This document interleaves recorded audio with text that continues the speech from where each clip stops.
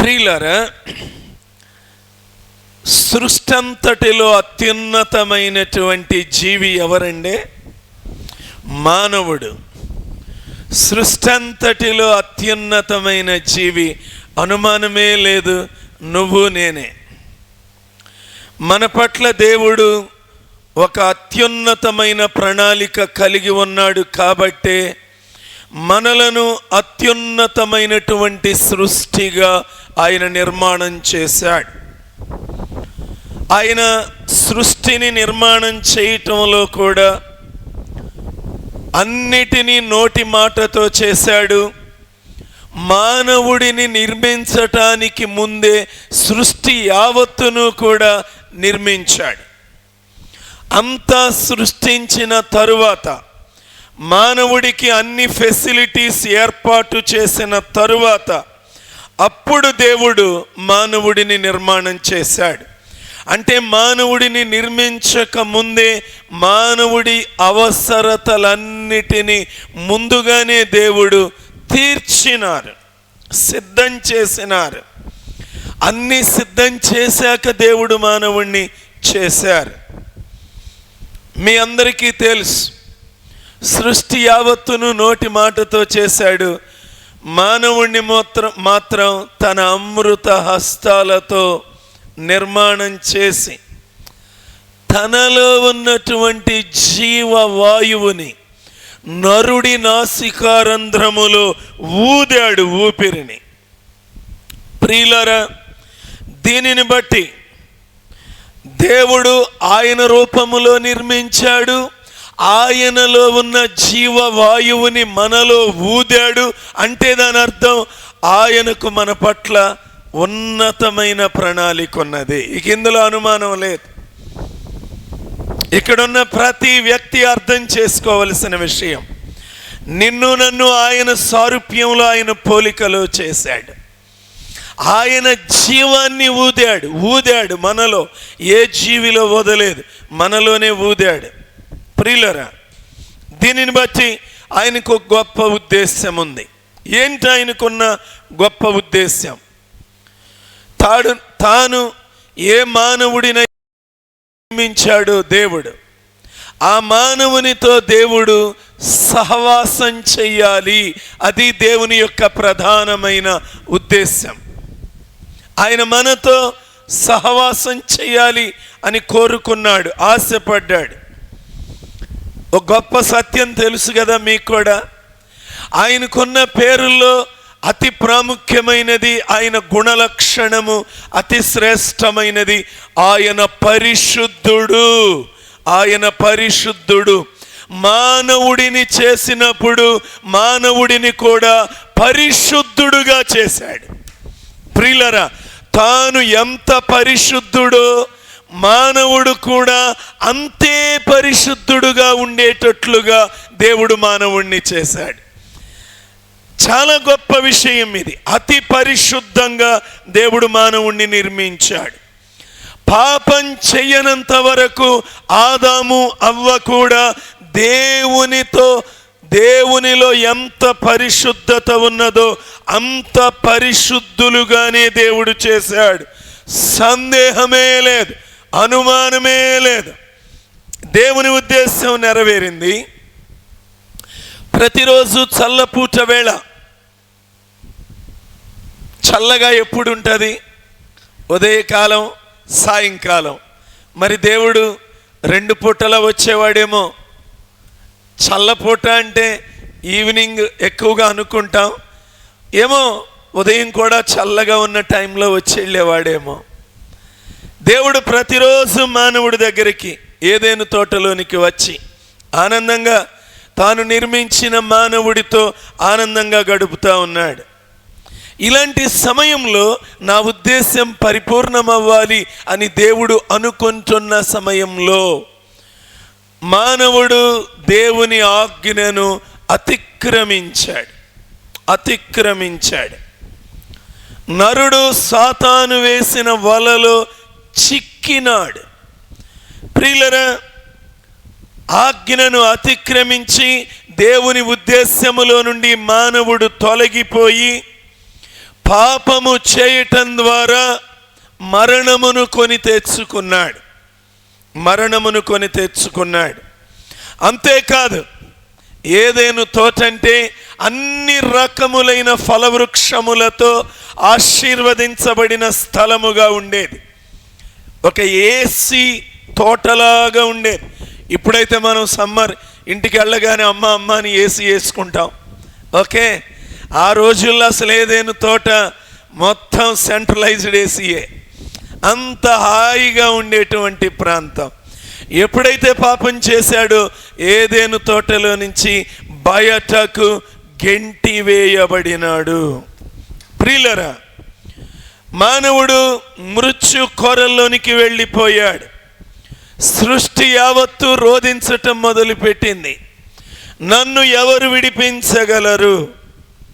కోడెల రక్తంతో మానవుడు తన పాపమునకు ప్రాయశ్చిత్తం చేయాలనుకున్నాడు.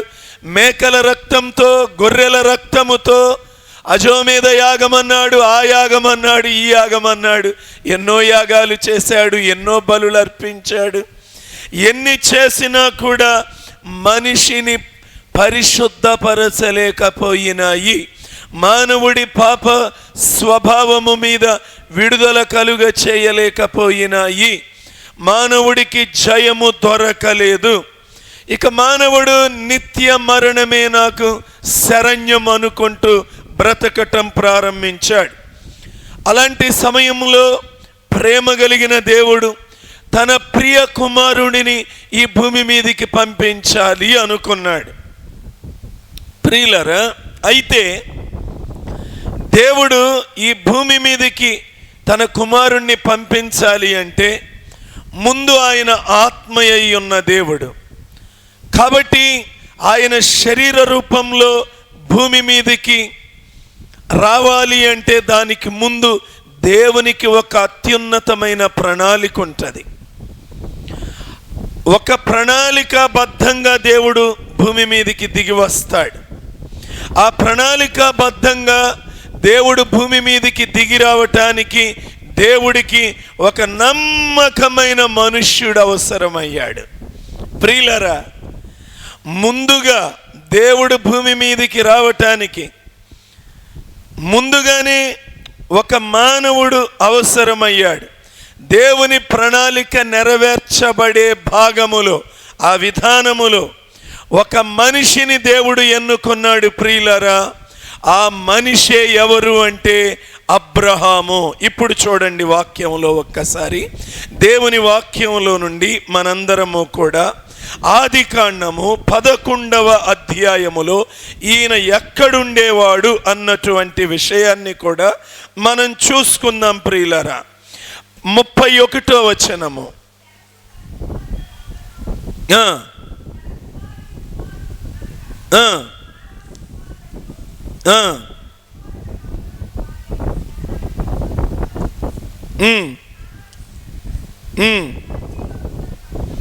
కల్దీయుల ఊరు అనే పట్టణములో నుండి, ఆ ఊరు పేరే ఊరు. మనకి తెలుగులో ఊరు కానీ వాళ్ళ భాషలో ఊరు అంటే అది ఒక ఊరి పేరు. సరే, ఇప్పుడు అబ్రహాము ఊరు అనేటువంటి పట్టణములో నివాసం చేస్తూ ఉండేవాడు. ఆయన కల్దీయుల దేశము అనేది ఇప్పుడు మనందరికీ అర్థమైంది. ఆ వచనంలో ఆ మాట వ్రాయబడింది. బైబిల్లో ఎక్కువ సార్లు వ్రాయబడిన దేశం పేరు ఇజ్రాయెల్ దేశం, ఇస్రాయేలు. ప్రియులరా, రెండవది ఏది అంటే ఈ దేశమే, కల్దీయుల దేశం. అయితే బైబిల్లో అన్ని చోట్ల కల్దీయుల దేశము అని వ్రాయబడలేదు. దీనికి ఇంకా చాలా పేర్లు వాడబడినాయి. బబులోను దేశమని, మెసపటోమియా అని, షీనారు దేశమని, ఇలాంటి పేర్లన్నీ కూడా వాడబడినాయి. కాబట్టి సరే, ఈ దినాల్లో ఆ కల్దీయుల దేశము అంటే ఇరాక్ దేశం. ఇరాక్ మీ అందరికీ తెలుసు. ఇప్పుడే నేను మీకు చెప్పాను, ఇరాన్ మీద ఇజ్రాయిల్ బాంబింగ్ చేసింది అని. ఆ ఇరాన్ ప్రక్కనే ఉండే దేశం ఇరాక్. ఆ కల్దీయుల దేశము ఇరాక్ అనేది ప్రియులారా మెసపటోమియా అని కూడా పిలువబడుతుంది. మెసపటోమియా అనగా 2 నదుల మధ్య కలిగిన ప్రాంతము. ప్రియులరా, అబ్రహాము నివసించిన దేశం 2 నదులు ప్రవహించేటువంటి ఆ నదుల మధ్యలో ఉన్నటువంటి ప్రాంతం. అనగా ఇరాక్ దేశం యూఫ్రటీస్, టైగ్రిస్ అనే 2 నదులు ఇరాక్కు 2 వైపులా ఆ నదులు ప్రవహిస్తూ ఉంటాయి. ఆ నదుల మధ్యలో ఇరాక్ దేశం ఉంటుంది. యూఫ్రటీస్, టైగ్రిస్ అనే నదుల మధ్యలో. సహజంగా 2 నదుల మధ్యలో ఒక దేశం ఉంది అంటే ఇక మీకు అర్థమైపోతుంది, ఆ దేశం సస్యశ్యామలమైన దేశం, చాలా చక్కని సారవంతమైన దేశం. ప్రియులరా, ఆ ప్రాంతములో రమ్యమైన పట్టణాలు ఉన్నాయి, చక్కని విధానములో కట్టబడిన రాతి ఇళ్ళున్నాయి. ఊరు అనే ఆ ప్రాంతంలో, కల్దీయుల దేశంలో, ఆ మెసపటోమియాలో ప్రియులరా, ప్రతి ఇంటి దగ్గర కూడా ఒక నీటి జలాశయం ఉంటా ఉండేది. నీటి కొలను లాంటిది ప్రతి ఇంటి దగ్గర ఉంటూ ఉండేది. వాళ్ళు చాలా పరిశుభ్రంగా ఉండేటువంటి వారు, ఎడ్డిమడ్డిగా ఉండేవారు కాదు, చాలా పరిశుభ్రంగా ఉండేవారు. చాలా అభివృద్ధి చెందిన ప్రాంతముగా ఉండేది. వాళ్ళు ఆ రోజుల్లోనే మిద్దెల మీద కూడా చక్కగా మొక్కలను పెంచుతూ ఉండేవారు. ఆ దేశంలో ఊరు అనేది దానికి ముఖ్య పట్టణం కాబట్టి చాలా వారి సంస్కృతి అక్కడ ప్రతిబింబించేదిగా ఉండేది. వ్యాపారానికి కేంద్రముగా ఉంటూ ఉండేది ఆ ప్రాంతం. ప్రియులారా, అంతేకాకుండా చాలా పాఠశాలలు, ఆలయాలు, చాలా మత గ్రంథాలు అక్కడ ఉంటూ ఉండేవి అని కూడా చరిత్ర తెలియచేస్తూ ఉంది. ఎంతో అభివృద్ధి చెందిన నాగరికత కలిగిన ప్రాంతంగా ఆ ప్రాంతం విరాజిల్లుతూ ఉంది అని మన చరిత్రకారులు తెలియచేస్తూ ఉన్నారు. సరే ప్రియులరా, ఇలాంటి పట్టణం అయితే అది అన్యజనులు ఉండేటువంటి పట్టణం. మీకు తెలుసు, ఈ ప్రాంతంలో ఈ ప్రజలు ఏం చేస్తూ ఉండేవారంటే సూర్యుణ్ణి, చంద్రుణ్ణి, నక్షత్రాలను పూజ చేస్తూ ఉండేవారు, ఆరాధిస్తూ ఉండేవారు. అబ్రహాము కుటుంబం కూడా పూర్తిగా విగ్రహారాధన కుటుంబం, పూర్తిగా విగ్రహారాధన కుటుంబం. ప్రియులరా, అబ్రహాము కూడా విగ్రహారాధన చేసేవాడు. అబ్రహాము తండ్రి పేరు తెరహు. ఆయన కూడా విగ్రహాలు తయారు చేస్తుంటే అబ్రహాము గారు తండ్రికి ఎంతో సహకరిస్తూ ఉండేవాడు. విగ్రహాలు తయారు చేస్తున్న తండ్రికి సహకరిస్తూ ఉండేవాడు. వ్యవసాయములో సహకరించేవాడు, విగ్రహాలలో సహకరించేవాడు. ప్రియులారా, ఇప్పటి వరకు నేను అబ్రహాం పుట్టిన ప్రాంతము, ఆయన జీవన శైలి ఇవన్నీ చెప్పాను. ఎందుకు చెప్పానో ఇప్పుడు మీకు అర్థమవుతుంది. ఈయన విగ్రహాలకు పూజ చేసేవాడు, సుఖంగా బ్రతికేవాడు. ఇలాంటి అబ్రహామును దేవుడు ఎన్నుకున్నాడు. కారణం ఏంటి? అబ్రహాముకున్న అర్హత ఏమిటి చెప్పాలి, మీరు చెప్పాలి. ఇప్పుడు దేవుడు ఎంపిక చేసుకోవాలి అంటే ఖచ్చితంగా వాళ్ళల్లో కొన్ని గొప్ప లక్షణాలు ఉండాలి. ఆ దేవుడి కోసం తపన కలిగిన వాళ్ళు అయి ఉండాలి. నిజ దేవుడి కోసం వీళ్ళేం తపన కలిగిన వాడు కాదు. ఈయన విగ్రహారం చేసుకుంటా వాటికి పూజ చేసుకుంటా ఉండేవాడు. అంటే సృష్టికర్తను వదిలిపెట్టి సృష్టిని పూజించేవాడు. ఆయన సుఖభోగాలతో బ్రతుకుతున్నాడు. మంచి వ్యాపారం, మంచి వ్యవసాయం అవి చేసుకుంటా సుఖంగా బ్రతుకుతున్నాడు.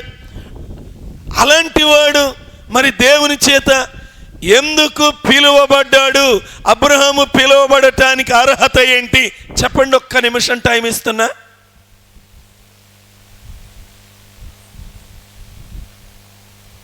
ప్రియులారా, ఇది చాలా ప్రాముఖ్యమైనది. అబ్రహామును దేవుడు ఎన్నుకోవటానికి అబ్రహాముకు ఏ అర్హత లేదు. ఏంటి?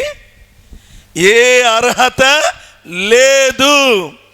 కేవలం ఉన్నది ఒక్కటే, దేవుని కృప.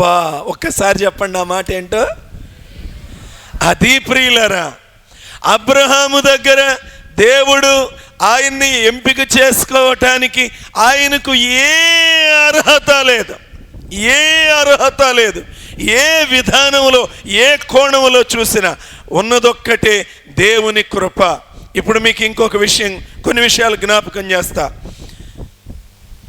యాకోబు తండ్రి ఇంటి దగ్గర నుంచి పారిపోతున్నాడు మామ ఇంటికి. అంతకుముందు ఆయన చేసింది ఏంటో ఒకసారి జ్ఞాపకం చేసుకోండి. ఆకలి కొని అన్నొస్తే అన్నను మోసం చేసి అన్న ఆకలి కొని వచ్చాడు, కొంచెం అన్నం పెట్టాలి, నాకు బాగా ఆకలి అవుతుంది, అన్నం పెట్టంటే ఆ ఎర్రెర్ర కూర నాకేయి, చిక్కుడుగాయల కూర నాకేయి అంటే ఏమన్నాడు, నీ జ్యేష్ఠత్వపు హక్కు అంటే చాలా భయంకరమైన స్వభావం కలిగినవాడు, స్వార్థ స్వభావం. చూడండి ఎంత భయంకరమో. అన్నను ఇబ్బంది పెట్టి జ్యేష్ఠత్వపు హక్కు తీసుకున్నాడు. ఇంకా ఏం చేశాడు చెప్పండి, తండ్రిని మోసం చేశాడు, తండ్రిని మోసం చేశాడు. ఇంకా ఏం చేశాడు, తండ్రి దగ్గరికి వెళ్ళి నీ జ్యేష్ఠ కుమారుడైన ఏశావు నేనే అని ఏశావుకు రావలసిన ఆశీర్వాదాలన్నీ ఆయన తీసుకున్నాడు. ఇలాంటి వాడు పారిపోతూ మార్గమధ్యంలో అన్న చంపేస్తాడు, మోసం చేశాను అని పారిపోతూ ఒక చోట ఒక రాయిని తలగడగా పెట్టుకొని నిద్రపోతే ఆ రాత్రి దేవుడు ఆయన దగ్గరకు వచ్చి అంటాడు, ఆ జెనసిస్ 28th చాప్టర్లో అంటాడు,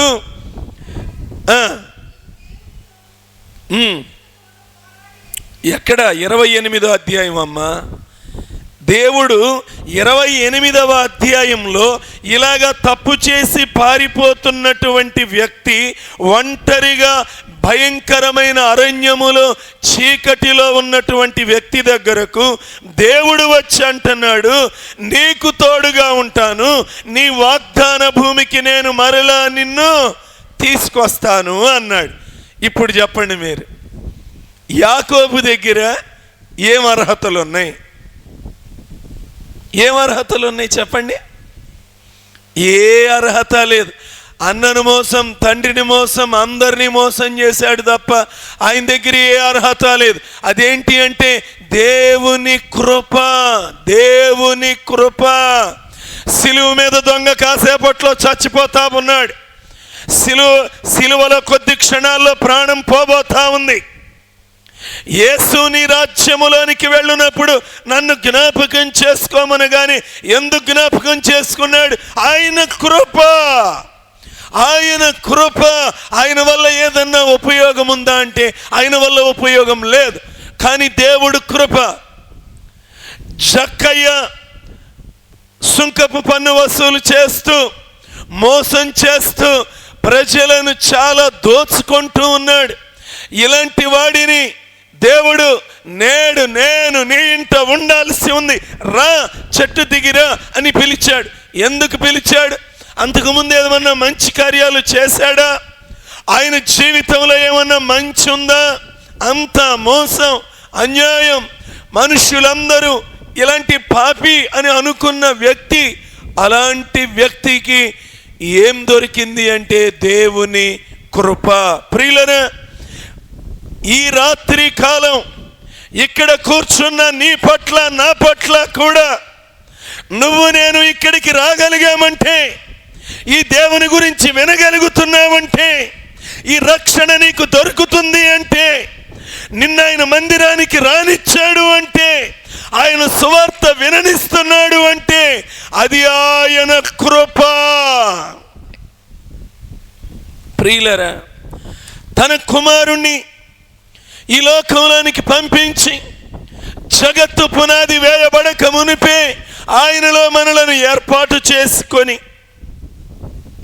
తన కుమారుడి రక్త ప్రోక్షణ ద్వారా మనలను కడిగి పరిశుద్ధాత్మను మన మీదికి పంపించి ఈ లోకములో నుండి వేరు చేసి ప్రత్యేకించి ప్రత్యేకమైన జనాంగంగా మనల్ని ఏర్పాటు చేసుకొని మీరు విలువ పెట్టి కొనబడిన వారు, మీరు నా సొత్తు అని ఆయన పిలవటానికి కారణం మనకున్న అర్హత ఏంటి అంటే ఆయన కృప. ప్రియులారా, ఈ లోకంలో దేవుడు ఎవరిని ఎంపిక చేసుకున్నా, ప్రత్యేకించుకున్నా వారి పరిశుద్ధతను బట్టి కాదు, వారి నీతిని బట్టి కాదు, వారి మంచితనాన్ని బట్టి కాదు, వారి సత్య జీవితాన్ని బట్టి కాదు, వారికి ఉన్న హోదాలు బట్టి కాదు, వారికి ఉన్న ధన ఘనతలు బట్టి కాదు, వారికి ఉన్న విద్యను బట్టి కాదు, వారికి ఉన్న ఏ గొప్ప లక్షణాన్ని బట్టి కాదు, కానీ ఆయన కృప. ఓసారి పరలోకపు ద్వారం దగ్గర కంట ఒక వ్యక్తి వెళ్ళాడంట. అంటున్నాడంట, పరలోకం తలుపు తీయండి నాకు. పేతురు గారు, ఏంది, నేను వస్తుంటే తలుపు తీయ అన్నాడంట. అబ్బాయ్ ఏంటి నీ పేరు అన్నాడంట. నా పేరు ఫలానా అని చెప్పగానే, నీ పేరు జీవ గ్రంథంలో ఉందబ్బాయ్, కానీ నువ్వు ఒక్క ప్రశ్నకి సమాధానం చెప్పాలన్నాడంట. ఏంటయ్యా అంటే, నువ్వు ఏ విధంగా రక్షింపబడ్డావంటే, అయ్యా అసలు నేను నీకు పరలోకానికి అర్హత ఏ విధంగా ఇవ్వాలి, ఒక్క సమాధానం చెప్పంటే, ఇక మనాడు చెబుతున్నాడంట, అసలు నేను మందిరం అంటే ఎంత ఇష్టమో, మందిరానికి ఎప్పుడు నేనే ముందెళ్ళేది, మందిరంలో పనులు చేసేది నేనే, మందిరానికి కావలసినవి అన్నీ చూసేది నేనే, అన్నీ చేసేది నేనే. ఓకే, నీకు 2 మార్కులు బండి అన్నాడంట. ఓరి బాబు, అయ్యా జీవిత కాలం అయ్యా క్రమం తప్పకుండా దైవజనుడు చెప్పిన మాటలు అన్నీ విన్నానయ్యా, ఇంకో మార్కు పడింది అన్నాడంట. అన్నీ చెబుతున్నాడు. ఎన్ని లెక్కేసినా మనాడికి 10 మార్కులు దాట్లా. పాస్ అవ్వాలంటే కనీసం 35 అన్న రావాలి కదా. ఇక మనాడికి చెప్పాల్సిన ఆన్సర్లు అన్నీ చెప్పాడు. ఫైనల్గా 10 వచ్చింది మార్కులు. ఫెయిల్డ్, పరలోకం తలుపు తెరవకూడదు. ఇంకా ఏంటో చెప్పంటున్నాడంట. కాసేపు ఆలోచన చేసి చివరికంట ఎప్పుడో విన్నది ఎప్పుడో తగ్గించుకొని కొంచెం కింద మెట్టులోకి వెళ్తే అప్పుడు గుర్తొచ్చిందంట. అయ్యా దేవుని కృప అన్నాడంట. నీకు 90 మార్కులు బండి లోపలికి వెళ్ళన్నాడంట. ప్రియులరా, అప్పటి వరకు అతనికి లోపలికి తలుపు తీయబడలేదు. దేవుని కృప, ఆ కృప ద్వారా తప్ప నేనేదో గొప్పగా దేవుడు అంటే నాకు ఎంతో ఇష్టం కాబట్టి నాకు మారు మనసు దొరికింది, నేనెంతో ప్రార్థన చేశాను, నేనెంతో భక్తి చేశాను, ఇవన్నీ సెకండరీ. ప్రియులరా, మొదటి ఏంటి అంటే కృప. కృప అంటే అర్హత లేని వ్యక్తిని అర్హుడుగా మార్చేదే కృప. ప్రియులరా, ఒక అయోగ్యుడిని యోగ్యుడుగా తీర్చిదిద్దేది కృప. ప్రియులరా, కృప. ప్రియులరా, చూసారా, ఇప్పుడు ఎలాంటి అర్హత లేని అబ్రహామును దేవుడు ఎంపిక చేసుకోవటానికి కారణం ఏంటి అంటే దేవుని కృప. ఇలాంటి వ్యక్తిని దేవుడు ఎలాంటి మెట్టించుకుంటా వెళ్ళాడో తెలుసా? ఆ తరువాత ఆయన దేవుడు అంటాడు, కొన్ని పేర్లు ఇచ్చాడు అబ్రహాముకి. అబ్రహాము నా సేవకుడు అన్నాడు. ఇక రెఫరెన్సులు టైం ఎక్కువ పోతుంది, నేను చెప్పట్లా. అబ్రహాము నా ప్రవక్త అన్నాడు. నా ప్రవక్త అన్నాడు. అబ్రహాము నా స్నేహితుడు అని ముమ్మారు చెప్పాడు, 3 సార్లు చెప్పాడు. అబ్రహాము విశ్వాసులకు తండ్రి అన్నాడు. ఎన్ని బిరుదులు ఇచ్చాడు ప్రియులారా దేవుడు. ఏమండి, ఎలాంటి వ్యక్తి, ఏ కుటుంబములు లోకరక్షకుడు భూమి మీదకి రావాలి అంటే ఆయన ఒక వ్యక్తిని ప్రత్యేకపరుచుకున్నాడు. ఆ వ్యక్తి ఎన్ని మంచి సుగుణాలు కలిగి బ్రతికాడు. ప్రియులరా, దేవుడేదో అబ్రహాముని పిలిచాడు కాబట్టి నా సేవకుడు అనలా, సేవకుడు వలె అబ్రహాము లోబడి జీవించాడు.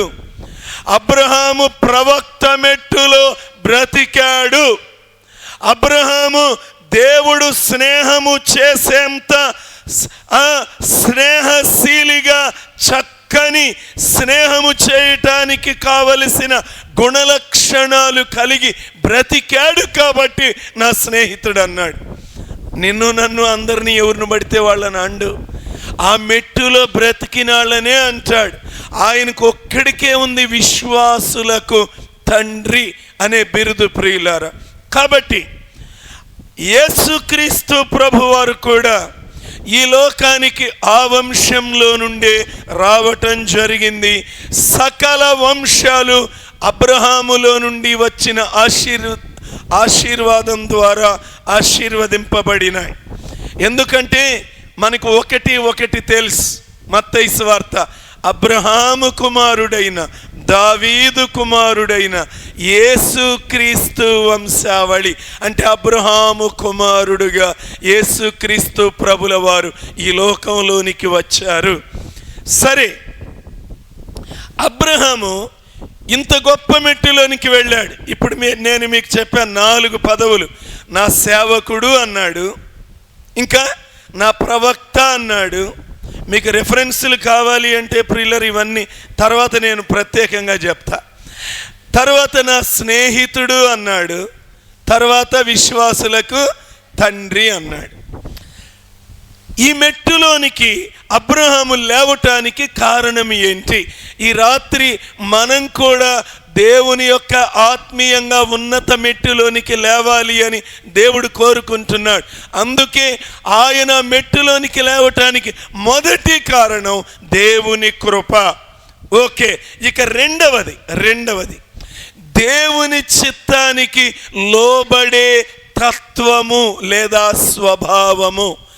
దేవుని చిత్తానికి లోబడే తత్వం. అబ్రహాము దేవుణ్ణి విశ్వసించటం మాత్రమే కాదు, అబ్రహాము దేవునికి లోబడేవాడు. ఆయన ఏం చెప్పాడో ఆ చెప్పిన దాన్ని పూర్తిగా చేసేవాడు ప్రియులారా. అది అబ్రహాములో ఉన్నటువంటి గొప్ప గుణం. మనం గ్రహించాల్సింది అదే ప్రియులారా. నేను లోబడే వ్యక్తినేనా? దేవుడు చెప్పిన దానికి నేను లోబడగలనా? ప్రియులారా, దేవుని చిత్తానికి లోబడాలి, నమ్మాలి, విశ్వసించాలి. ఆయన లోబడే తత్వం కలిగినటువంటి వాడు. దేవుడు ఏం చెప్తే అది లోబడేవాడు. అబ్రహామా, ఏంటి ప్రభువా, నువ్వు నా మాటకు లోబడాలబ్బాయి, ఏంటో చెప్పండి ప్రభువా. అయితే 12:1 ఏం చెప్పాడు చూడండి ఒక్కసారి. నీవు లేచి నీ దేశము నుండి, నీ బంధువుల యొద్ద నుండి, నీ తండ్రి ఇంటి నుండి బయలుదేరి. అనగా దేవుడు ప్రియులారా అబ్రహాముకి లోబడతాడా లేదా అని చూశాడు, చెప్పాడు, కొన్ని ఆజ్ఞలు ఇచ్చాడు. ఈ ఆజ్ఞలు ఇచ్చినప్పుడు వాటికి లోబడే స్వభావం కలిగిన వాడు అబ్రహాము. లోబడే తత్వం ఉంది. దేవుడు వదిలిపెట్టమన్నవన్నీ వదిలిపెట్టి వెళ్ళటానికి లోబడే గుణం కలిగిన వాడు. మూడవదిగా ప్రియులరా, అబ్రహాములో ఉన్నటువంటి మంచి గుణం ఏంటి అంటే, అబ్రహాము పిలువబడిన తరువాత దేవుణ్ణి బలముగా విశ్వసించాడు. విశ్వాసము అనేది అబ్రహాములో ఉన్న అతి శ్రేష్టమైన గుణం. ప్రియులరా, అబ్రహాము నిజంగా యేసు ప్రభుకి సుమారుగా 1900 నుండి 2000 సంవత్సరాల ముందు ఉన్నవాడు. నోవహు కాలము తర్వాత దేవుడు ప్రత్యేకించుకున్న శ్రేష్టమైన వ్యక్తి ఎవరు అంటే అబ్రహాం. ఆ జలప్రళయం వచ్చింది. ఆ జలప్రళయంలో చాలామంది చనిపోయినారు. ఆ తరువాత దేవుడు కోరుకున్న వారిలో ఒక గొప్ప వ్యక్తిగా అబ్రహాం ఉన్నాడు. సరే, దేవుడు ఏమన్నాడంటే, నీవు లేచి వీటన్నిటినీ వదిలిపెట్టు. దేవుడు ఇక్కడ 4 కండిషన్లు చెప్పాడు. ఏంటో 4 కండిషన్లు? నీ దేశాన్ని వదిలిపెట్టాలి. మొదటిది ఏంటి? దేశాన్ని. 2, బంధువులను వదిలిపెట్టాలి. 3, తండ్రి ఇంటిని వదిలిపెట్టాలి. 4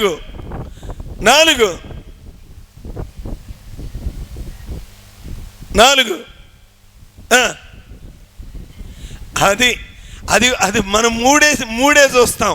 4వ దాని దగ్గరికి వెళ్ళాం. ఈ 3 కాదు, వదిలిపెట్టాల్సినవి వదిలిపెట్టాలి, వెళ్ళాల్సిన చోటికి వెళ్ళాలి. నేను చూపించే దేశానికి వెళ్ళుము. 4 కండిషన్లు పెట్టాడు. ప్రియులారా, బైబిల్ మొత్తం కూడా మీరు ఎప్పుడైనా బైబిల్ చదివేటప్పుడు సగం సగం వచనం చదవబాకండి. నేను చాలాసార్లు చెప్పా, ప్రార్థన తేలిగ్గా చేస్తారు. ఏంటి, ఏమని ప్రార్థన చేస్తాం? అపవాదిని గద్దించుడి, అప్పుడు వాడు మీ యొద్ద నుండి.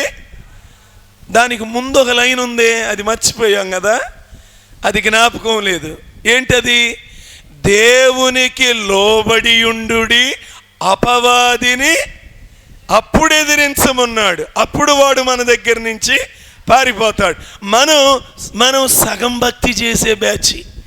అయ్యో, అపవాదిని ఎదిరించమన్నావు, యేసు నామములో ఎదిరిస్తున్నా అనగానే వాడు మన భుజం మీద ఎక్కి కూర్చుంటాడు. అంతే కదా. స్కెవా అనేటువంటి వాడికి చెందినటువంటి వాళ్ళు ఏం చేశారు? దయ్యాలను వెళ్ళగొట్టడానికి యేసు నామములో మేము వెళ్ళగొడుతున్నామంటే, పౌలు గారు తెలుసు, మాకు వాళ్ళు తెలుసు, పౌలు యేసు ప్రభు అందరూ మాకు తెలుసు, కానీ నువ్వెవడవురా అని ఆ దయ్యాలు పట్టిన వాళ్ళు వాడి మీద పడి వాడి ఒళ్ళంతా పగలగొట్టి వదిలిపెట్టారు. పారిపోయాడు చివరికి. ప్రియులారా, దేవునికి లోబడాలి, అది చాలా. అలానే దేవుడు ప్రియులారా మనకి ఆశీర్వాదాలు ఊరినే ఇవ్వడు. ప్రియులారా, చాలామంది ఆశీర్వాదాలు తేలిగ్గా వచ్చేస్తాయి అనుకుంటారు. నాకు ఆశీర్వాదం కావాలని ఆశ ఉండటం తప్పులేదు, కానీ నువ్వు ఆశీర్వదింపబడాలంటే దేవుని కండిషన్స్ ఉంటాయి ఖచ్చితంగా. ఇక్కడ అబ్రహాముకి దేవుడు దీవెన దొరకాలి అంటే ఈ 4 కండిషన్లు చెప్పాడు. అయితే ఈ 4 కండిషన్లకి లోబడితే 7 ఆశీర్వాదాలు చెప్పాడు. ఏం చెప్పాడు చూడండి. 7 ఆశీర్వాదాలు.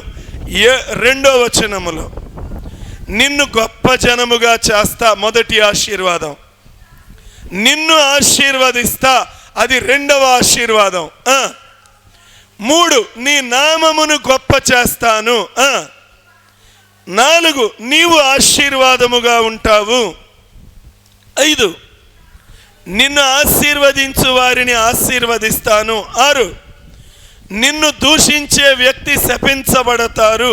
7 భూమి యొక్క సమస్త వంశములు నీ యందు ఆశీర్వదింపబడతాయి. ప్రియులరా, ఈ 4 కండిషన్స్కి లోబడితే దేవుడు ఎన్ని ఆశీర్వాదాలు ఇచ్చాడు?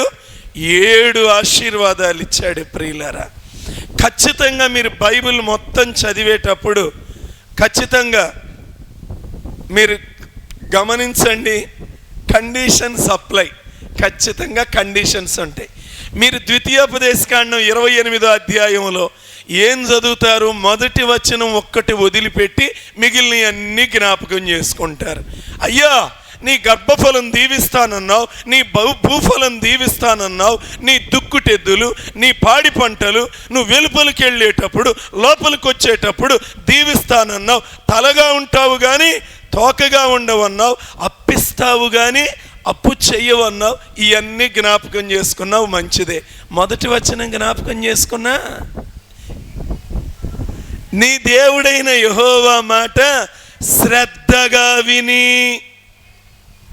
నేడు నేను నీకు ఆజ్ఞాపించు ఆయన ఆజ్ఞలన్నిటినీ అనుసరించి నడుచుకొని ఎడల అప్పుడు ఈ దీవెనలు వస్తాయి అని అంత స్పష్టంగా చెప్పాడు. అవన్నీ నువ్వు అనుసరించి నడుచుకోవాలి, అప్పుడు నీకు ఈ దీవెనలు. ప్రియులరా, మనమేమో ఆ మొదటిది మర్చిపోతాం. ప్రియులరా, లేదు నువ్వు లోబడాలి. ప్రభువా, జ్ఞానం ఇస్తానన్నావు, చదువులో మంచి తెలివిస్తానన్నావు, ఇవ్వు ప్రభువా, నన్ను ఆశీర్వదించు ప్రభువా.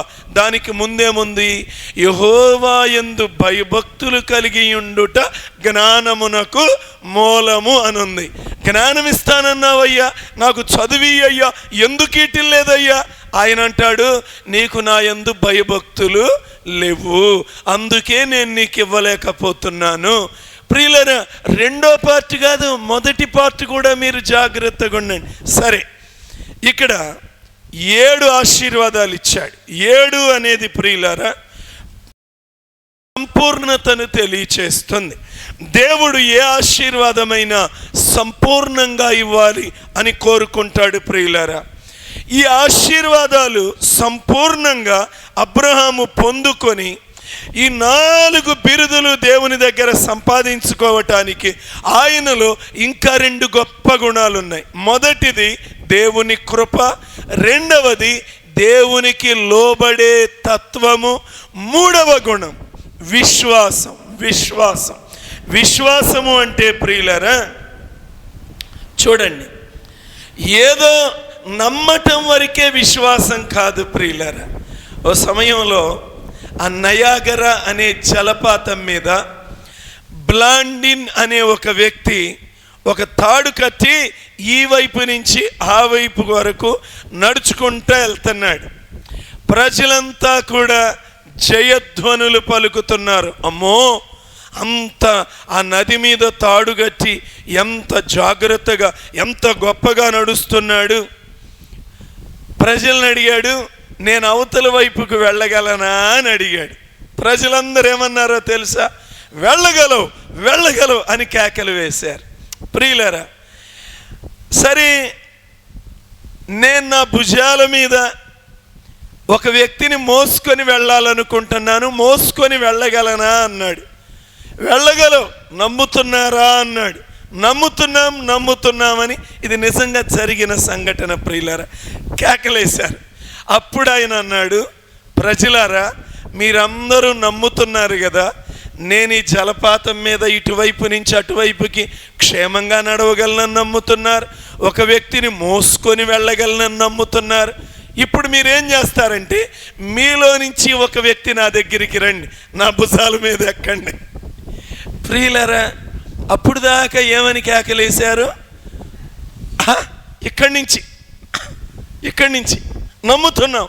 ఏమి కేకలేశారు, ఏమి జిందాబాదులు కొట్టారు. ఒకళ్ళు రండి అంటే ఒక్క వ్యక్తి కూడా ముందుకు వెళ్ళలేకపోయాడు. ప్రియులారా, నమ్మారు కానీ విశ్వసించలేకపోయారు. గుర్తుపెట్టుకోండి, నమ్మటం వేరు, విశ్వసించటం వేరు. ప్రియులారా, విశ్వాసం అంటే ఏదో చీకటిలోనికి దూకటం కాదు ప్రియులారా. విశ్వాసం అంటే ఏదో చీకటిలోనికి దూకటం, ఏదో గాల్లో మేడలు కట్టడం, అదేం కాదు ప్రియులారా. విశ్వాసము అంటే దేవుని వాక్కుల మీద నిలవబడటం. నేను దేవుని వాక్యం రుజువుల మీద నిలిచి ఉంది అని దానిని నమ్మి దాని మీద విశ్వసించటం. ప్రియులారా, నిజమైన విశ్వాసం మనుషులు చెప్పే ప్రతి మాట నమ్మదు ప్రియులారా. ఓ సమయంలో కొంతమంది నా దగ్గరికి వచ్చి అన్నారు, అయ్యా ఫలానా స్థలానికి వెళ్ళొద్దాం, అదిగో అక్కడ ఒక ఆమె ఉందంట, ఆమె యేసు నామమున అని ఆ గోర్తో ఇట్ట గేస్తుందంట అయ్యా, ఏ రోగమైనా తగ్గిపోతుందంట అయ్యా అని అన్నారు. ప్రియులారా, నేను నిజమైన విశ్వాసం పిచ్చి వాటిని నమ్మదు. ఎప్పుడైతే ఈ మాట నాతో చెప్పారో నేనన్నాను, పచ్చి మోసం అన్నా. పాస్టర్లో నాతో చెప్పింది మామూలు వాళ్ళు కాదు, పాస్టర్లో మా వాళ్ళు వెళ్ళి వచ్చారు, ఆ పాస్టర్ వెళ్ళి వచ్చాడు, ఈ పాస్టర్ వెళ్ళి వచ్చారు, మనం కూడా వెళ్దాం. ఏళ్ళని చూసి మా బంధువులు కొంతమంది వాళ్ళు దేవుణ్ణి ఎరగనాళ్ళు, అయ్యా మాకు కూడానే రోగాలు ఉన్నాయి అయ్యా, ఆడకపోతే గోరుతో గీత్తుందంట అయ్యా, రోగాలు పోతున్నాయి అంటయ్యా. లేదు, దేవుడు అలాగా చేస్తానని ఎక్కడా చెప్పలేదు. అది మోసం. కొద్ది రోజుల్లోనే ఆ మోసపు స్త్రీని పట్టుకున్నారు ప్రియులరా. అది పచ్చి మోసమని చాలా ప్రియులరా, నిజమైన విశ్వాసం ఉండాలి. దేవుని వాక్యం ఏం చెప్పిందో దానిని నమ్మాలి ప్రియులరా. వాక్యం యొక్క రుజువులు లేకుండా ఏదో నమ్ముతున్నా అంటే అది కాదు. విశ్వాసము అంటే ఏంటో తెలుసా? హెబ్రీలకు రాసిన పత్రిక 11వ అధ్యాయం 1వ వచనం, విశ్వాసమనున్నది నిరీక్షింపబడు వాటి యొక్క నిజ స్వరూపమును అదృశ్యమైనవి ఉన్నవనుటకును రుజువునై ఉన్నది. అది అదృశ్యమైనవి ఉన్నాయి అంటానికి అది రుజువు. నిరీక్షింపబడి వాటికి నిజ స్వరూపం. ఖచ్చితంగా దేని కొరకైతే ఎదురు చూస్తున్నానో ఒకరోజు నేను దానిని పొందుకోబోతున్నాను అని నమ్మాలి. నేను ఈరోజు ఆశతో ఎదురు చూస్తున్నది ఒకరోజు నేను దానిని చూస్తాను అని నమ్మాలి. ఈరోజు కంటికి కనిపించనిది ఒకరోజు నేను ప్రత్యక్షముగా చూడబోతున్నాను అని నమ్మాలి. విశ్వాసంలో ఈ రెండు ఉంటాయి ప్రియులారా. దేనికోసమైతే నేను ఎదురు చూస్తున్నానో దానిని ఒకరోజు చూడబోతున్నాను. కంటికి కనిపించనిది ఒకరోజు నా కన్నుల ముందు ప్రత్యక్షం కాబోతూ ఉన్నది. ఇది విశ్వాసం, ఇది విశ్వాసం. అబ్రహాము పిలువబడినప్పుడు ప్రియులారా, నిజంగా ఆ పిలుపుకు లోబడి తాను స్వాస్థ్యముగా పొందాల్సిన ప్రదేశానికి బయలుదేరి వెళ్ళాడు. కానీ బైబిల్లో అద్భుతంగా వ్రాయబడుతుంది. ఆ హెబ్రీ 11వ అధ్యాయంలో 8-9 వచనాల్లో ఎక్కడికి వెళ్ళాలో తెలియకుండానే బయలుదేరి వెళ్ళాడు అని వ్రాయబడి ఉంటుంది. అది చాలా గొప్ప మాట ప్రియులారా. నిజంగా ఎక్కడికి వెళ్ళాలో తెలియకుండానే వెళ్ళటం అంటే అది ఎంత గొప్ప విశ్వాసం ప్రియులారా. నిజంగా అబ్రహాము విగ్రహాలను ఆరాధన చేసేవాడు, జీవము లేని విగ్రహాలను. వాటిని ఆరాధన చేసే ఆ భక్తి కలిగిన కుటుంబంలో పుట్టి పెరిగినటువంటి వాడు అబ్రహాం ప్రియులారా. తాను చుట్టూ ఉన్న పరిస్థితులన్నీ కూడా అందరూ ప్రజలు అలాంటి వాళ్ళే. విగ్రహాలను ఆరాధన చేసేవాళ్ళు, జీవం లేని వాటిని పూజిస్తూ ఉండేవాళ్ళు. అలాంటి సందర్భంలో తన జీవితంలో ఎన్నడూ విననటువంటి స్వరాన్ని ఒకరోజు విన్నాడు. ఎన్నడూ విననటువంటి స్వరాన్ని ఒకరోజు విన్నాడు. ప్రియులరా, అబ్రహాములో ఉన్న గొప్ప గుణం ఏంటో తెలుసా? వినటమే కానీ ప్రశ్నించటం అనేది లేకుండా దేవుణ్ణి నమ్మినవాడు. ఒకరోజు నేను దేవుడను, ఇదిగో నేను చెప్తున్నాను అబ్రహామా నువ్వు విను అని మాట్లాడినప్పుడు వింటం తప్ప దేవుణ్ణి ప్రశ్నించలేదు. ప్రియులరా, అబ్రహాము విన్న మాటలు సాధారణమైన మాటలు కాదు, అన్నీ విడిచిపెట్టాల్సిన పరిస్థితి. మాట్లాడింది ఎవరు? ఎవరో తెలియదు. మాట్లాడింది ఎవరు? ఎవరో తెలియదు. ఏ దేవుడు మాట్లాడాడంటే చెప్పలేని పరిస్థితి. అసలు ఎవరు మాట్లాడారు? సరే, ఎక్కడికి వెళ్ళాలి? ఎక్కడికి వెళ్ళాలో తెలియదు. మాట్లాడింది ఎవరు అంటే తెలియదు. ఎక్కడికి వెళ్ళాలి అంటే తెలియదు. ప్రియులరా, మాట్లాడింది దేవుడో కాదో తెలుసుకునే ప్రయత్నం కూడా చెయ్యలేదు అబ్రహాము. ఎంత గొప్ప విశ్వాసం! తాను ఏ మాటలైతే విన్నాడో ఆ విన్న మాటలను విశ్వసించాడు, విధేయుడయ్యాడు, వాగ్దానాలు స్వతంత్రించుకున్నాడు. ప్రియులరా, ఎంత గొప్ప విషయమో చూడండి. అసలు నేను ఇది ధ్యానం చేస్తూ ఉన్నప్పుడు అసలు నాకు ఆయన కాలి గోటి కూడా నా భక్తి పనికి రాదు అనేది అర్థమైపోయింది. ఎందుకంటే అసలు ఎన్నడూ కూడా ఆ స్వరం ఆయనకి వినబడలేదు. ఆయన ఎవరు అంటే చెప్పలేడు. ఎక్కడికి వెళ్ళబోతున్నావు, ఏ ఊరు వెళ్ళబోతున్నావు, నిన్ను పిలిచింది ఎవరు అంటే తెలియదు. కానీ అబ్రహాము ప్రియులరా దేవుని మాటను విశ్వసించాడు. అబ్రహాము దేవుణ్ణి విశ్వసించాడు, ఆ మాటను విశ్వసించాడు. ఇది దేవుని మాట, నన్ను పిలిచింది దేవుడు, అంతే. విశ్వాసం ఉంచాడు ఆ మాటల మీద. నీవు నేను కూడా ఈ రాత్రి కాలం ఆయన మాటల మీద విశ్వాసం ఉంచాలి, విశ్వాసం ఉంచాలి. 4వ గుణ లక్షణం, 4వది. మొదటిగా అబ్రహాము ఉన్నతమైన మెట్టులోనికి లేవటానికి మొదటిదేంటి? దేవుని కృప. రెండవదేంటి? లోబడే స్వభావం, తత్వం. మూడోది విశ్వాసం. 4వది విధేయత. ఏంటి 4వది? విధేయత. ప్రియులరా, చాలా ప్రాముఖ్యమైనది ప్రియులరా. విశ్వాసం ఉంది, విశ్వాసం ఉందంటే ఉపయోగం లేదు. విశ్వాసం క్రియలతో ఉండాలి. క్రియలు లేని విశ్వాసము మృతము అని బైబిల్ చెప్తూ ఉంది. విధేయత అంటే అర్థం ఏంటో తెలుసా? ప్రశ్నించకుండా లోబడటం, అది విధేయత.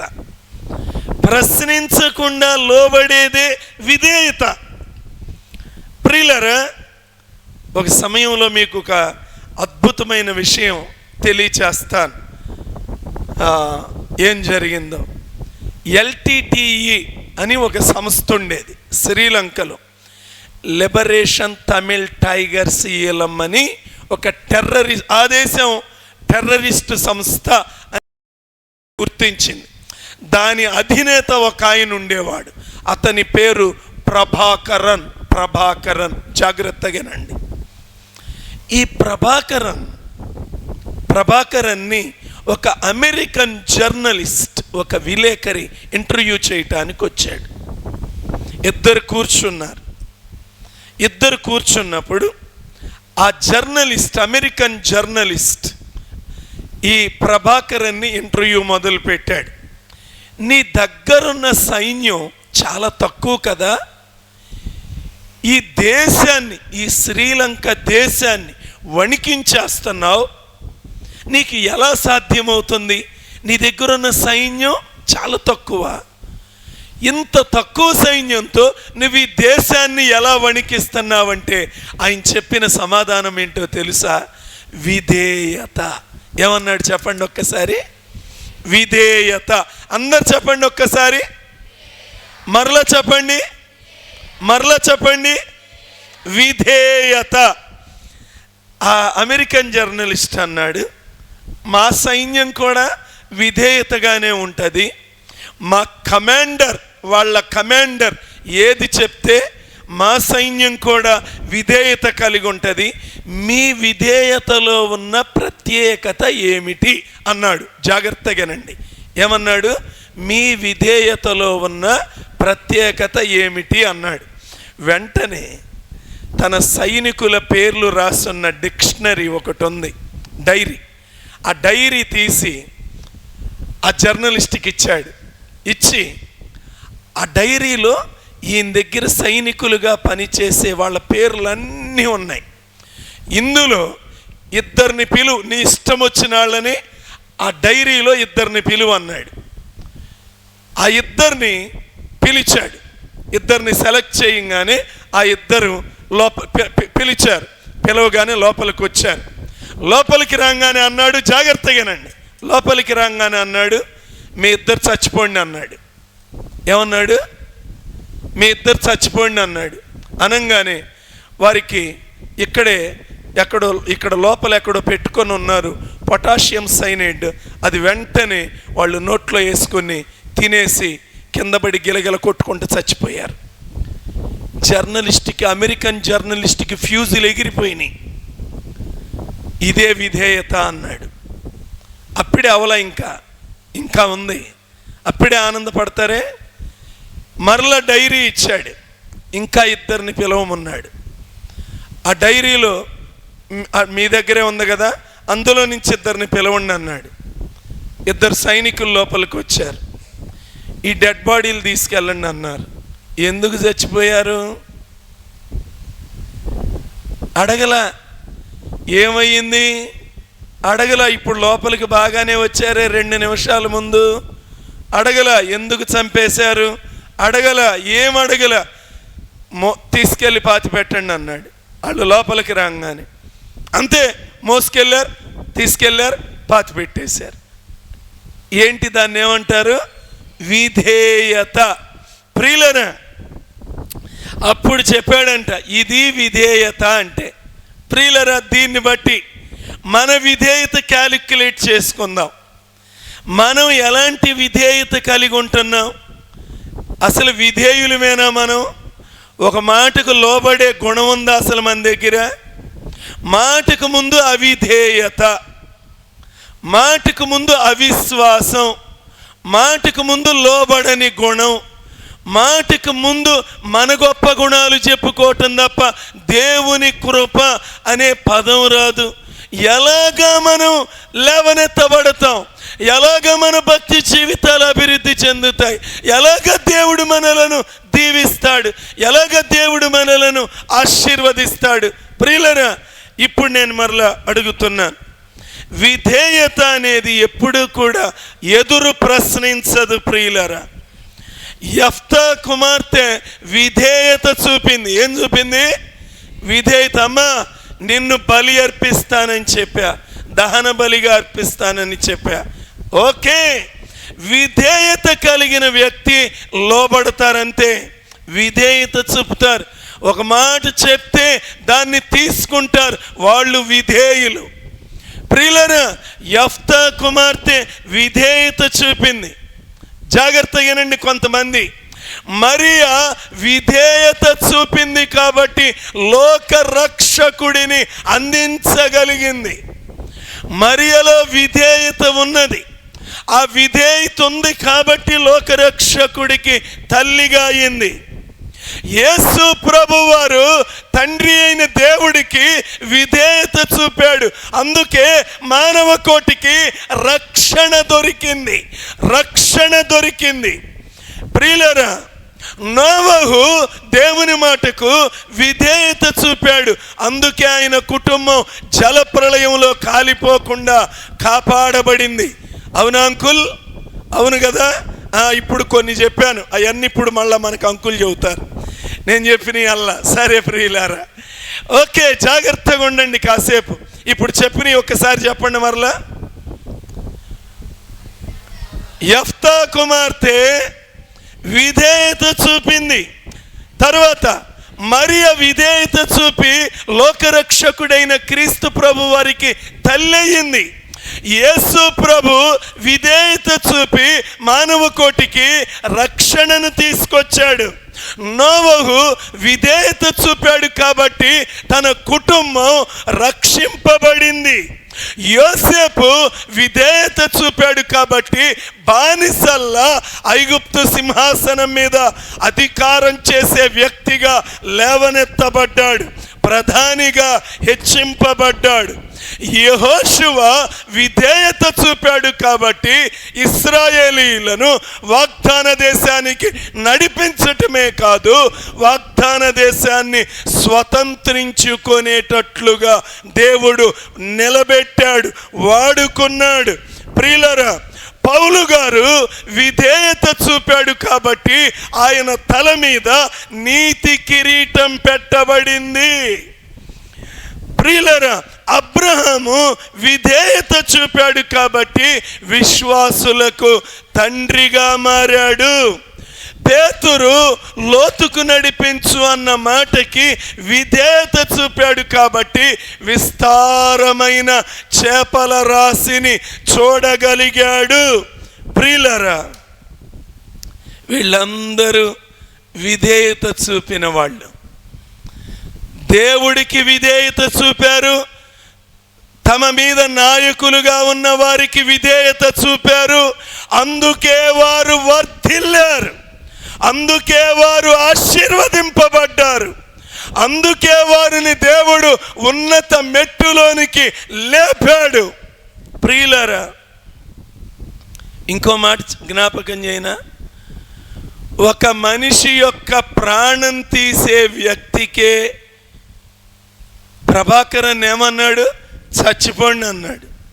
అంటే అతను ప్రాణాలు తీసేవాడు. ప్రాణాలు తీసే వ్యక్తికే తన కిందున్న వాళ్ళు విధేయత చూపితే, నీ కోసం ప్రాణం పెట్టిన దేవుడికి విధేయత చూపవా?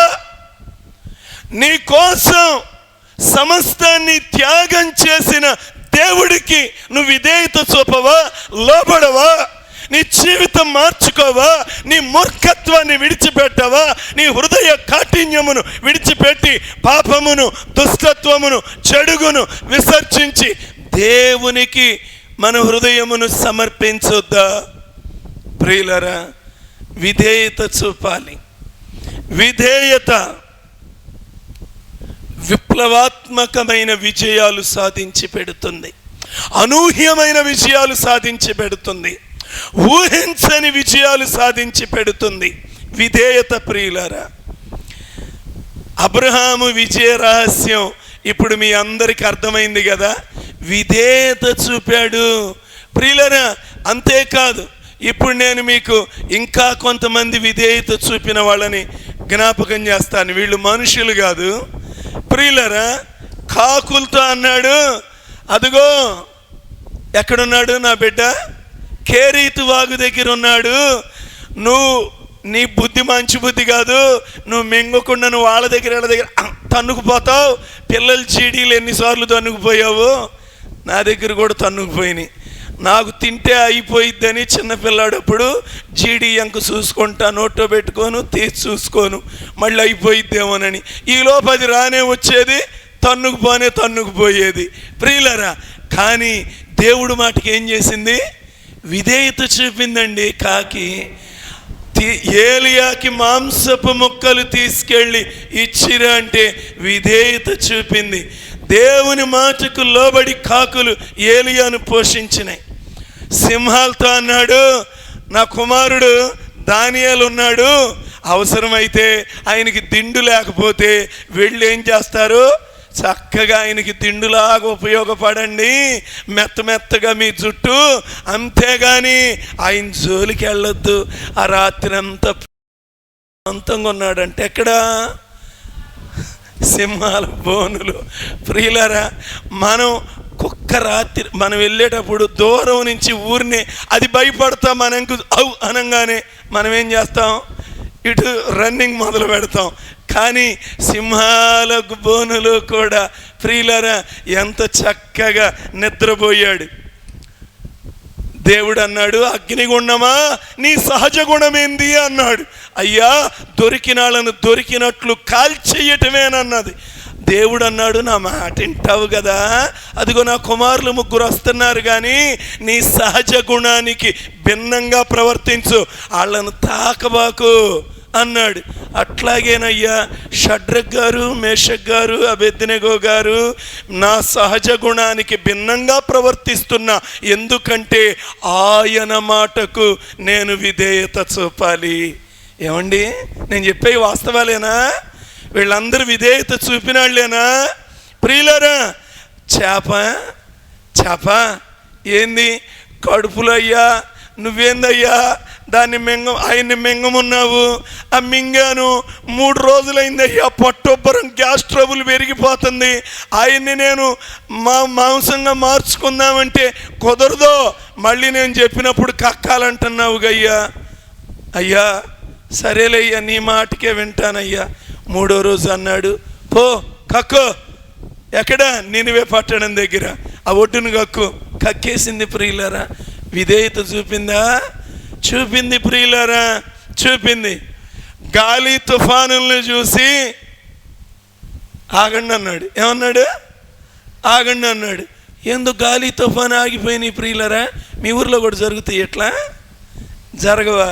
జరుగుతాయి. విధేయత చూపితే ఆయన మాటకి ఖచ్చితంగా జరుగుతాయి. ప్రియులారా, ఓ సమయంలో మా ఇంటి దగ్గర కుటుంబారాధన ఉంది.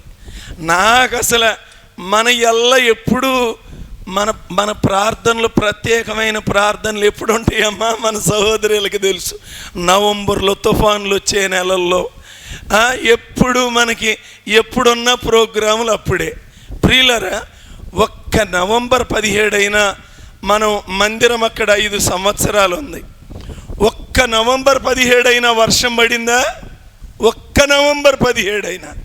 ప్రియులరా, ఇప్పుడే అందిన వార్త, తుఫాను బాపట్ల దగ్గర తీరం దాటబోతుందని వాతావరణ శాఖ తీవ్ర హెచ్చరికలు జారీ చేసింది.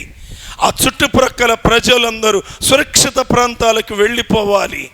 ఇవాళ తేదీ 13వ తేదీ. ఇక రాగల 48 గంటలలో అది పెను తుఫానుగా తీవ్ర రూపం దాల్చబోతుంది. మనం సౌండ్ సిస్టమ్ ఎవరికి ఆర్డర్ చెప్పాము? పాస్టర్ గారికి. ఎవరికి? పాస్టర్ గారికి. పాస్టర్ గారు నాకు ఫోన్ చేశాడు. పాస్టర్ గారు అన్నాడు. బ్రదరు, ఏంటి బ్రదర్ అన్న? ఏమండి, మన కూటమి ఏమన్నా వాయిదా వేశారా అన్నాడు. ఏంది బ్రదరు, కూటమి ఏంటి, వాయిదా వేయటం ఏంటి బ్రదరు? అదే బ్రదరు, మరి మా 15వ తారీఖు వచ్చేసింది. ఇక పెను తుఫాను తీవ్రమైన ప్రచండంగా ఇక రాబోయే 3-4 రోజులు విస్తారంగా వర్షాలంట, తుఫాన్లంట, ఏమైపోతామో. అవునా బ్రదరు? నేను డేట్ పెట్టినప్పుడు వాతావరణ శాఖ వాళ్ళు నాకు అప్పుడు తుఫాను వచ్చుద్దని చెప్పలేదు బ్రదరు. నేను 2 నెలల క్రితమే డేట్ ఉంది కదా, ఇది 2 నెలల నుంచి ప్రార్థన చేస్తున్నా కదా. తుఫాను మారాలా, మన కోటన్ డేట్ మారాలా? ఆయనకి ఏం చెప్పాలో అర్థం కాల. పాస్టర్ గారు మీరు వాతావరణం న్యూస్ చూసారా అన్నాడు. న్యూస్ నేను రోజు చూస్తాను, పేపర్ వచ్చుద్ది మాకు అన్న. ప్రియులరా, పేపర్ చూస్తానే ఉంటాను నేను అన్న. అంటే అప్పుడు ఆయనకు ఆశ్చర్యం వేసింది. ప్రియులరా, సరే ఏదేమైంది గమనించండి.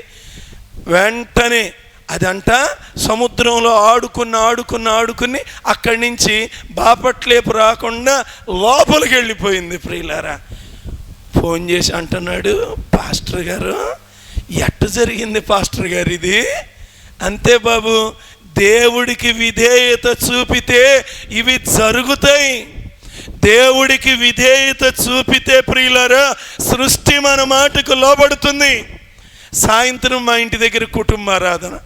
ఇక మబ్బులన్నీ చీకటి కమ్ముకొచ్చి వర్షం మొదలైపోయింది. మా నాన్నగారు అప్పటికి మారు మనసు పొందల, దేవుణ్ణి తెలుసుకోవాలా అంటున్నాడు. ఇక చెక్క భజన చేయండి మీరు అంటున్నాడు. ఎగతాళి చేస్తున్నాడు. ఇక మీరు చెక్క భజన చేయండి అంటున్నాడు. మా మేనల్లుడే వాడు కొంచెం అమాయకంగా ఉంటాడు, తెలివిగల్లాడే. ఊరిని వాడు బయటికి వెళ్ళి అంటున్నాడు, ఎస్ఐయా అంటున్నాడు. ఏయ్ బుద్ధి ఉందా లేదురా, లోపలరా నువ్వు, వర్షం పడుతుంటే అంటున్నాడు మా నాన్నగారు. అంటే నేను వింటున్నా, నాకు రోషం వచ్చేసింది. రోషం వచ్చేసింది. ఏంది నాన్న ఏమన్నావు అన్నాడు. అరే మంత్రాలకి అన్నాడు. రాల్తయ్యో లేదో చూద్దుగాని ఉండన్నా. గదిలోకి వెళ్ళి తలుపులు వేసుకున్నా. అరగంట ఆగి బయటకు వచ్చా. రాల్ని, చింతకాయలు రాల్ని, కావాల్సిన రాల్ని.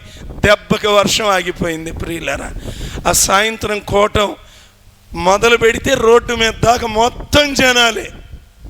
ఎంత మహిమ వచ్చిందో దేవుడికి. ప్రియులరా, మనం దేవుడికి విధేయత చూపితే దేవుడు మన మాటని గౌరవిస్తాడు. ఆయన బిడ్డలను ఘనపరుస్తాడు. ఆయన బిడ్డలు చెప్పిన మాట దేవుడు వింటాడు. ఖచ్చితం ప్రియులారా, ఖచ్చితం.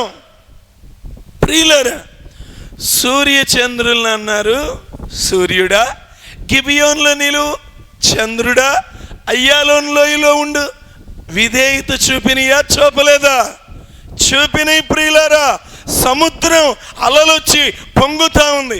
యేసు ప్రభు అక్కడికి వచ్చి అన్నాడు, నిమ్మళించుము. ఏమన్నాడు? ఒక్క మాట చెప్పండి. అయిపోయింది.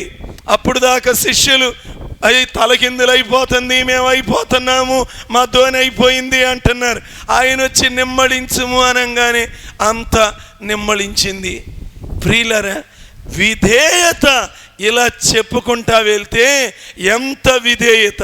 ఈ సృష్టిలో అందరూ విధేయత చూపుతున్నారు, కానీ అత్యంత విలువతో సృష్టింపబడిన నువ్వు నేను మాత్రం అయ్యా ఏడు వంగదయ్యా నాకు అంటున్నావు. ఏమంటున్నాము? మెడ వంగదయ్యా నాకు. విధేయత చూపలేకపోతున్నాం. సృష్టిలో విలువగా చేయబడిన నువ్వు నేను తప్ప. ప్రియులరా, ఇప్పుడు ఒక మాట అడగనా? అబ్రహాముతో దేవుడు ఎన్నిసార్లు చెప్పాల్సి వచ్చింది? ఎన్నిసార్లు చెప్పాడు? నీ దేశాన్ని, నీ బంధువుల్ని, నీ తండ్రి ఇంటిని వదిలిపెట్టి నేను చూపించే దేశానికి వెళ్ళు అని ఎన్నిసార్లు చెప్పాడు చెప్పండి ప్రియులరా?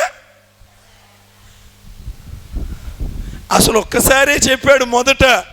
ఆ ఒక్కసారికే కదిలాడు. సరే ప్రియులరా, కొంత దూరం వచ్చి ఆగినా మళ్ళీ బయలుదేరి వెళ్ళిపోయాడు. తండ్రిని తీసేయంగానే తేడా జరిగిందిరా బాబు అని ఆయన మాట్లాడాడు. మొదట స్వరంతో పిలిచాడు. ఇక ఇవన్నీ వదిలిపెట్టు అని చెప్పింది మాత్రం ఒక్కసారి. అన్నీ వదిలిపెట్టేసేయి అని చెప్పింది. చెప్పంగానే అన్నీ వదిలిపెట్టేసి ప్రియులారా వెళ్ళిపోయాడు. ప్రియులారా, ఇంకో మాట చెప్పనా? గొర్రెల కాపర్ల దగ్గరకు దోతలు వెళ్ళి ఎన్నిసార్లు చెప్పిని బెత్లెహేములో రక్షకుడు పుట్టాడు వెళ్ళి చూడండి అని ఎన్నిసార్లు చెప్పిని? ఒక్కసారే చెప్పిని. ప్రియులారా, వీళ్ళేందో మరి ఒక్కసారి చెప్పంగానే విధేయత చూపుతున్నారు. మనకి క్యాసెట్లు అరిగిపోయినాయి, కర్ణబేరు అరిగిపోయింది. బుధవారాలు, శనివారాలు, ఆదివారాలు, ప్రత్యేక కోటాలు, ఆన్లైన్ ప్రేయర్లు ఎన్ని చేసినా ఎంత చెప్పినా మనం మాత్రం ఏమాటరా కోట, మామూలు ఆటేరా కాట. ఇదే ఎప్పుడు కూడా ఇదేనా మన జీవితం?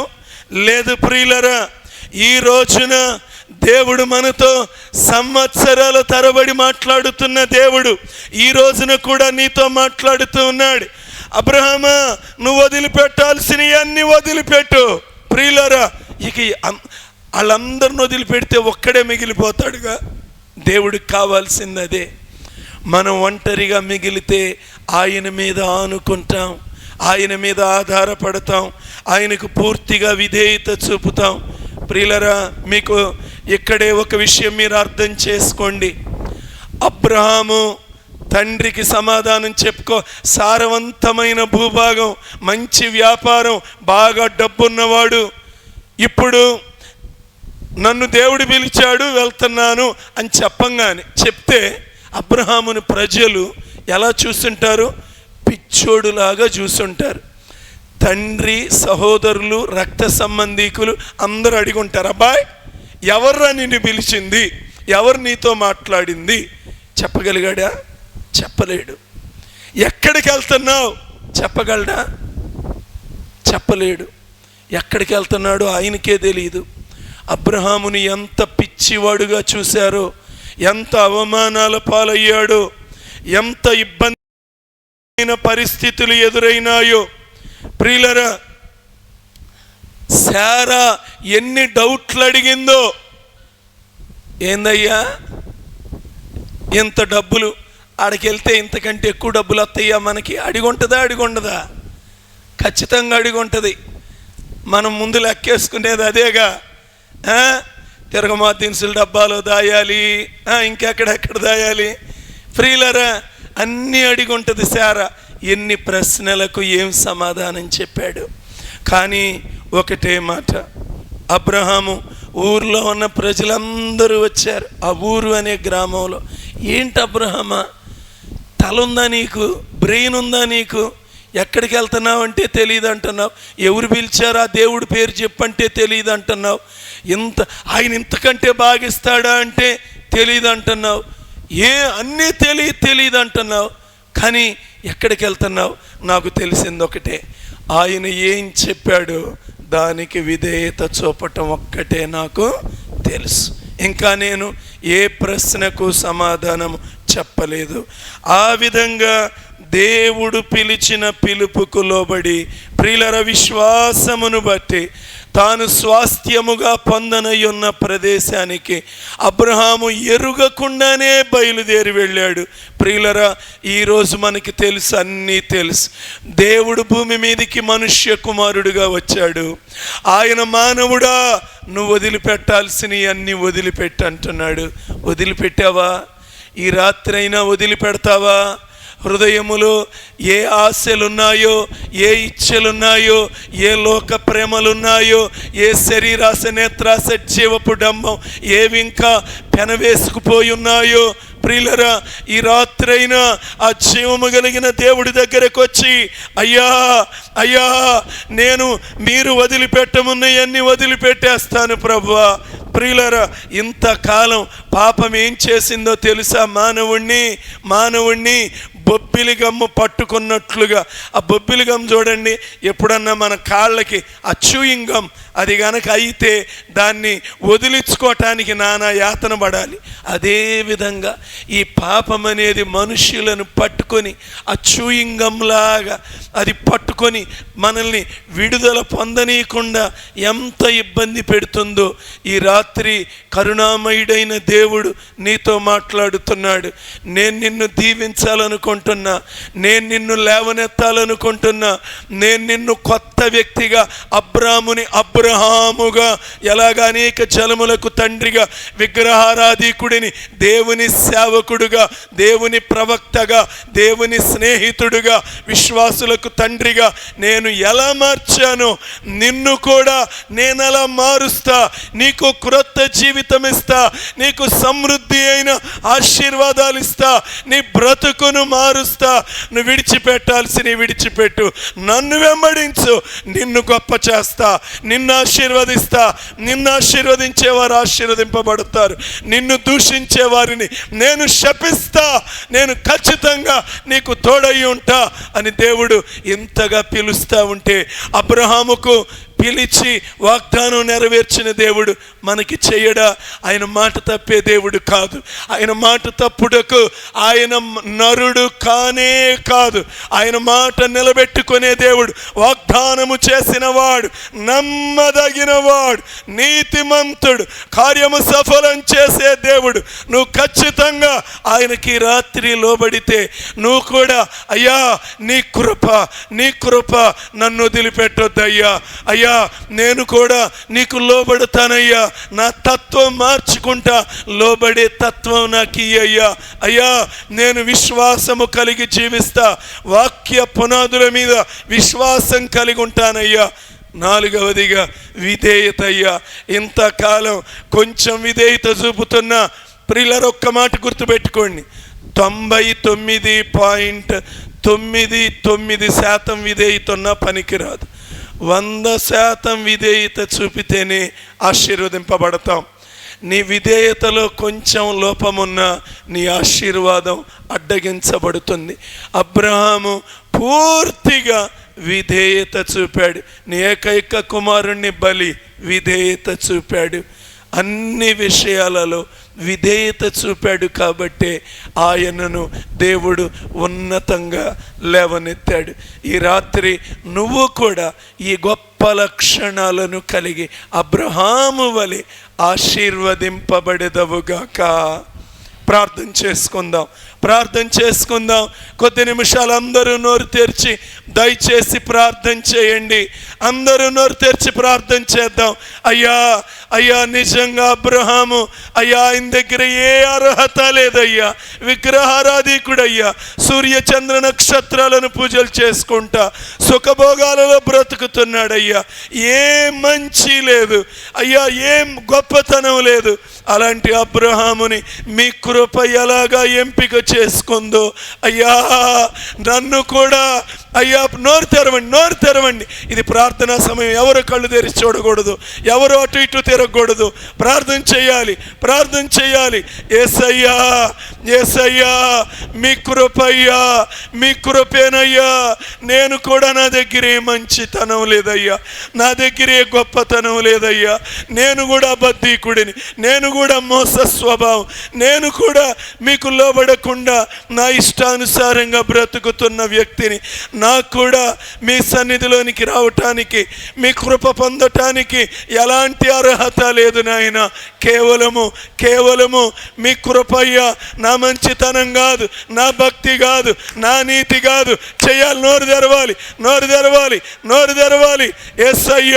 యేసయ్యా ఎలాంటి అబ్రహాముని ఎలా మార్చావయ్యా, నన్ను కూడా మార్చయ్యా. ప్రార్థన చేద్దాం. దయచేసి ప్రార్థన చేయండి. ఎవరు మౌనంగా ఉండవద్దు. యేసయ్యా సహాయం చేయి నాయనా. యేసయ్యా నోరు తెరిచి ప్రార్థన చేద్దాం బిగ్గరగా. ఇంకా నోరు తెరవాలి, బిగ్గరగా ప్రార్థన చేద్దాం. ఎంతమంది విధేయత చూపారయ్యా, అట్టి విధేయత నాలో రావాలయ్యా. నన్ను దీవించండి నాయనా. ప్రార్థన చేద్దామండి. ప్రార్థించుకుందామండి.